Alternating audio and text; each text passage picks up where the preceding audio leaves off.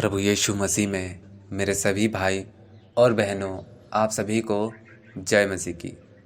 मेरे प्रियो, आज हम पवित्र शास्त्र में से पहला कुरिन्थियों अध्याय 6 वचन 10 पर ध्यान केंद्रित करेंगे। मेरे प्रियो, यह वचन हमें जीवन के उन पहलुओं के बारे में बड़ी गहराई से सोचने के लिए मजबूर करता है जो हमें परमेश्वर के राज्य में प्रवेश करने से रोक सकती है। तो वचन में लिखा है, न चोर, न लोभी, न पियक्कड़, न गाली देने वाले, न अंधेर करने वाले परमेश्वर के राज्य के वारिस होंगे। मेरे साथियों, यह वचन हमें स्पष्ट रूप से बताता है कि हमारे कुछ व्यवहार ऐसे होते हैं जो हमें परमेश्वर के साथ हमारे संबंध को गहरा करने से रोकते हैं। मेरे प्रियो, इस वचन के प्रत्येक शब्द को हम ध्यानपूर्वक समझने का प्रयास करेंगे और अपने जीवन में इसे लागू करने के तरीके को सीखेंगे। तो सबसे पहला है चोर। मेरे प्रियो, चोरी करना केवल एक कानूनी अपराध ही नहीं, बल्कि यह अपराध परमेश्वर के प्रति हमारे अविश्वास का भी प्रतीक है। जब हम चोरी करते हैं तो हम यह मान लेते हैं कि हमें जो चाहिए वह हमें परमेश्वर से नहीं मिल सकता। हम दूसरों का अधिकार छीनकर स्वयं को संतुष्ट करने का प्रयास करते हैं, परंतु परमेश्वर हमारी सभी आवश्यकताओं को पूरी करने के लिए पर्याप्त है। हमें उस पर भरोसा करना चाहिए और उसकी कृपा यानी अनुग्रह पर निर्भर रहना चाहिए। कुछ लोग होते हैं जो दूसरे लोगों के पास से उनकी दौलत, शोहरत या कुछ भी ऐसी चीज़ें चोरी करके अपनी इच्छाओं को पूरा करने का प्रयास करते हैं। तो परमेश्वर हमें इस वचन के द्वारा स्पष्ट बता रहे हैं कि जो भी लोग चोरी करते हैं, चाहे एक छोटी सी चीज़ हो, सुई की चोरी करते हो या तलवार की चोरी करते हो या फिर तुम कोई भी बेशकीमती चीज़ की चोरी करते हो, अगर आपके मन में कि किसी भी चीज़ को चोरी करने का ख्याल है और आप उसको अपने जीवन में लागू कर लेते हो, तो आप कभी परमेश्वर के राज्य में नहीं जा पाओगे। चोरी करने वाले परमेश्वर के राज्य में कभी नहीं जाएंगे। फिर दूसरा है लोभी। तो लोभी या लोभ एक ऐसा पाप है जो हमारे हृदय को कठोर बना देता है। जब हम लोभी होते हैं तो हम दूसरों की ज़रूरतों को नज़रअंदाज कर देते हैं और केवल अपने स्वयं के लाभ के बारे में सोचते रहते हैं। यह लोभ यानी लालच हमें दूसरों से अलग कर देता है और हमें परमेश्वर से दूर ले जाता है।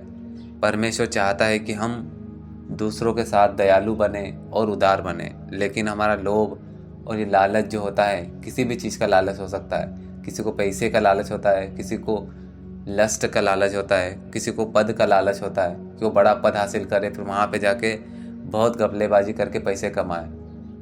तो किसी को अपनी पहचान बढ़ाने का शौक़ होता है कि पहचान के द्वारा वो लोगों पर अपना अधिकार दिखाने की कोशिश करेंगे। ऐसा किसी भी प्रकार के लोभ में जो रहता है, ऐसा व्यक्ति कभी परमेश्वर के राज्य में नहीं जा पाता। फिर तीसरा शब्द है पियक्कड़।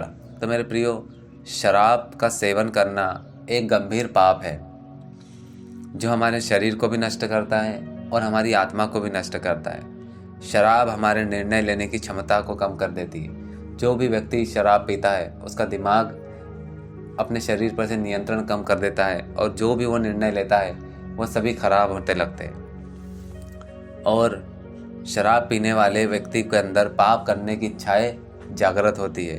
पाप किसी भी प्रकार के हो सकते हैं। शराबी व्यक्ति गालियाँ भी देता है, वेश्यावृत्ति करने को भी जाता है, घर में झगड़े करता है, दूसरों का अपमान करता है। इस प्रकार के कार्य एक शराबी व्यक्ति करता है। अगर जिसके जीवन में शराब का इस प्रकार का पाप पाया जाता है तो वो समाज में भी अपना इज्जत और सम्मान खोने लगता है।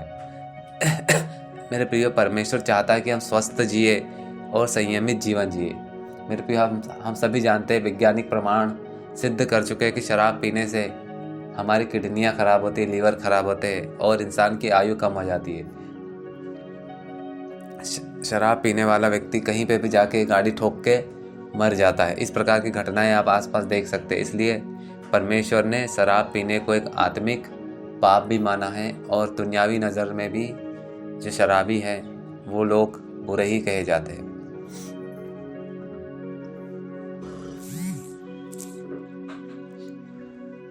फिर अगला शब्द है हमारा गाली देने वाले। गाली देना एक ऐसा पाप है जो दूसरों को बहुत चोट पहुंचाता है।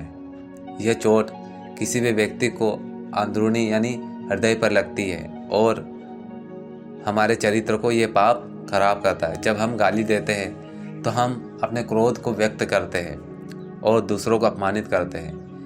मेरे प्रिय, आप सभी देखते होंगे कि आजकल तो गाली देना एक आम बात हो गई। माँ बहनों को आजकल के लोगों ने बहुत सस्ता बना दिया है। कैसी कैसी गालियाँ देते हैं।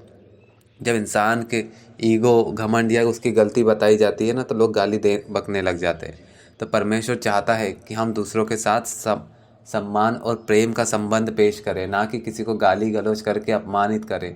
जो लोग भी दूसरों को गाली गलौज करते हैं वे लोग ना परमेश्वर की आशीष को प्राप्त करते हैं और ना परमेश्वर उनके साथ होता है। ऐसे लोगों को परमेश्वर त्याग देता है और न्याय के दिन ऐसे लोग शैतान के साथ आग में डाले जाएंगे।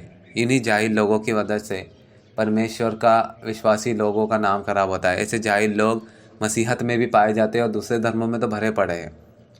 फिर अगला शब्द है अंधेर करने का अर्थ, अंधेर करने वाले। तो साथियों, जो अंधेर करने वाले लोग होते हैं वो गुप्त में पाप करते हैं। मतलब कि ये लोग दुनिया के सामने तो बहुत अच्छे बने रहते हैं, लेकिन पर्दे के पीछे ये बहुत गंभीर गंभीर पाप करते हैं।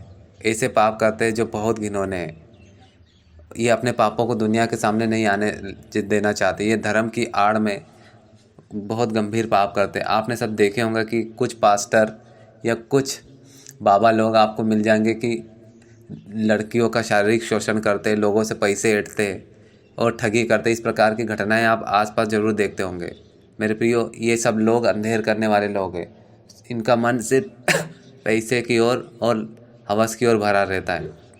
लेकिन परमेश्वर चाहता है कि हम अपने पापों को स्वीकार करें और उनसे दूर हटें और परमेश्वर के साथ एक अच्छा संबंध बनाएं। जब हम अपने पापों को छिपाते हैं तो हम परमेश्वर के साथ अपने संबंध को तोड़ देते हैं। और जो व्यक्ति परमेश्वर के साथ अपना संबंध तोड़ देता है वो धीरे धीरे विनाश की ओर जाता है और एक दिन जाकर खुद के जीवन को शैतान के हाथ में सौंप कर पूरी तरह से बर्बाद हो जाता है। फिर अगला जो शब्द है इस वचन में वो है परमेश्वर के राज्य के वारिस। मेरे साथियों, यह वचन हमें स्पष्ट रूप से बताता है कि इसमें लिखे जो पाप हैं वो हमें परमेश्वर के राज्य में प्रवेश करने से रोकते हैं। परमेश्वर का राज्य एक ऐसी जगह है जहाँ पर न्याय है, शांति है और प्रेम का शासन होता है। वहाँ पर ऐसे लोगों के लिए कोई स्थान नहीं है, क्योंकि स्वर्ग में जाकर अगर ऐसे लोगों को अगर परमेश्वर दया कर लेंगे तो वहाँ पे भी ये गंदगी ही फैलाएंगे। इसलिए परमेश्वर के राज्य में सिर्फ परमेश्वर की आज्ञाओं पर चलने वाले लोगों के लिए स्थान है। परमेश्वर का राज्य एक ऐसी जगह है जहाँ पर परमेश्वर के साथ अनंत काल का संबंध होता है और वहाँ पर सब आनंद के साथ रहते हैं। और जिन लोगों को नरक में डाला जाता है वह अनंत काल तक कष्ट होते हैं, आग में ये जलते हैं और ज़िंदगी भर तक रोते रोते और बिलखते रहते हैं। मेरे साथियों, ये वचन आज हमारे लिए किस प्रकार से महत्व रखता है? तो मेरे साथियों, ये वचन हमें अपने जीवन की जांच करने और यह देखने के लिए हमें प्रेरित या मोटिवेट करता है कि हम इन पापों में से किसी को भी अगर शिकार तो नहीं है, अगर है तो हमें इन पापों से तुरंत पश्चाताप करना चाहिए और परमेश्वर के पास जाकर अपने पापों के लिए क्षमा याचना करना चाहिए। परमेश्वर हमें क्षमा करने के लिए निरंतर तैयार रहता है। हमें केवल अपनी गलतियों को स्वीकार करना है और परमेश्वर पर विश्वास करना है। जब हम परमेश्वर के पास जाते हैं तो वह हमें नया जीवन देता है, हमारे सारे पापों को धो देता है और वह हमें उन पापों की जंजीरों से आज़ाद कर देता है और हमारा परमेश्वर हमें पवित्र आत्मा से भर देता है। तो मेरे प्रियो, अगर आपने अभी तक प्रभु यीशु मसीह को अपना उद्धारकर्ता के रूप में नहीं स्वीकार किया तो आज ही समय है। मैं आपका भाई आपको आमंत्रित करता हूं कि प्रभु यीशु मसीह को स्वीकार करिए, वो आपके जीवन को बदल देगा। अगर आपके जीवन में कैसे भी पाप पाए जाते हैं तो आपको सिर्फ यीशु मसीह ही उद्धार का मार्ग दे सकते हैं, क्योंकि यीशु मसीह ही मार्ग, सत्य और जीवन है। उसके बिना कोई भी परमेश्वर के पास नहीं जा सकता। अगर आप यीशु मसीह पर विश्वास नहीं करते तो आप शैतान के साथ है और आपका अंत सिर्फ नरक की आग में जाकर होगा।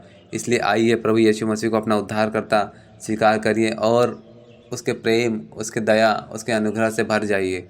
वो आपको सीने से लगा लेगा।